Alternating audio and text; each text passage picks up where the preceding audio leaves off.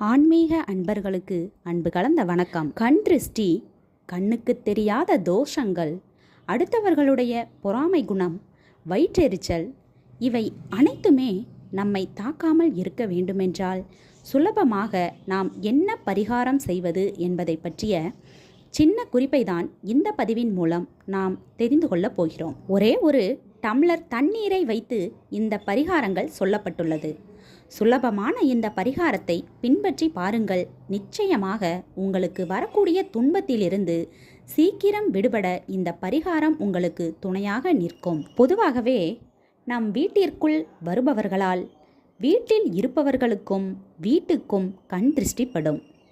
இவர்களுடைய வீடு மட்டும் இவ்வளவு அழகாக உள்ளது, இந்த வீட்டில் இருப்பவர்கள் எவ்வளவு சுறுசுறுப்பாக வேலையை செய்கிறார்கள், இவர்களால் மட்டும் எப்படி இவ்வளவு சந்தோஷமாக இருக்க முடிகிறது என்று அவர்களை அறியாமலேயே ஒரு சிறிய எண்ணம் உண்டாகும். இந்த எண்ணம் தவறான எண்ணம் என்று சொல்லிவிட முடியாது. நம்மிடம் இல்லாத ஒன்று அடுத்தவர்கள் வீட்டில் இருந்தால் அதை பார்க்கும்போது நமக்கு ஒரு ஏக்கம் வரத்தானே செய்யும். இந்த ஏக்கம்தான் கண் திருஷ்டியாக மாறும்.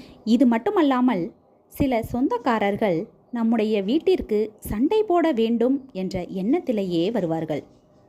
விதண்டாவாத பேச்சை தொடங்குவார்கள். மனதிற்குள் கெட்ட எண்ணம் இருக்கும். வெளியே சிரித்து சிரித்து பேசுவார்கள்.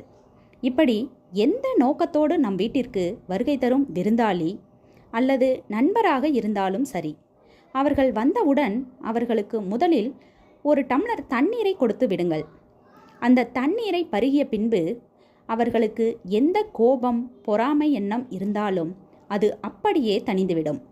அப்படியே கெட்ட எண்ணம் வெளிப்பட்டாலும் நமக்கு எந்த கெடுதலும் நடக்காது. அடுத்தபடியாக வாரந்தோறும் வரக்கூடிய ஞாயிற்றுக்கிழமைகளில் சுத்தமான ஒரு டம்ளர் தண்ணீரை எடுத்து அதில் ஒரு ஸ்பூன் கல்உப்பு, ஒரு ஸ்பூன் மஞ்சள் தூள் போட்டு அப்படியே உங்களுடைய வீட்டின் ஏதாவது ஒரு மூலையில் வைத்து விடுங்கள். கீழே ஊற்றிவிடாமல் ஜாக்கிரதையாக வைக்க வேண்டும்.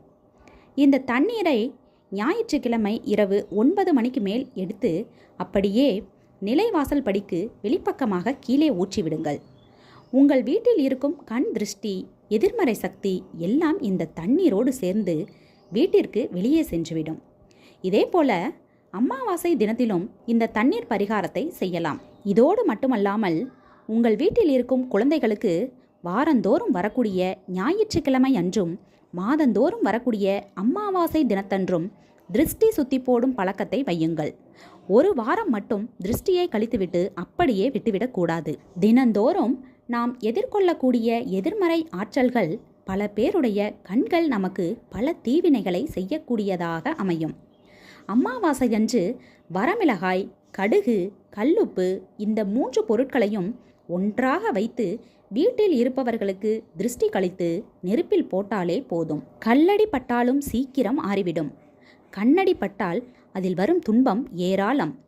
வாரம் வாரம் திருஷ்டி கழிக்கும் போதுதான் நம்மை விட்டு நம் உடம்பில் இருக்கும் எதிர்மறை ஆற்றல் விலகி செல்லும். நம்பிக்கை உள்ளவர்கள் மேல் சொன்ன பரிகாரங்களை பின்பற்றி பலன் பெறலாம் என்ற கருத்தோடு இந்த பதிவினை நிறைவு செய்து கொள்வோம். மீண்டும் வேறொரு நல்ல பதிவு மூலமாக சந்திக்கலாம். நன்றி, வணக்கம்.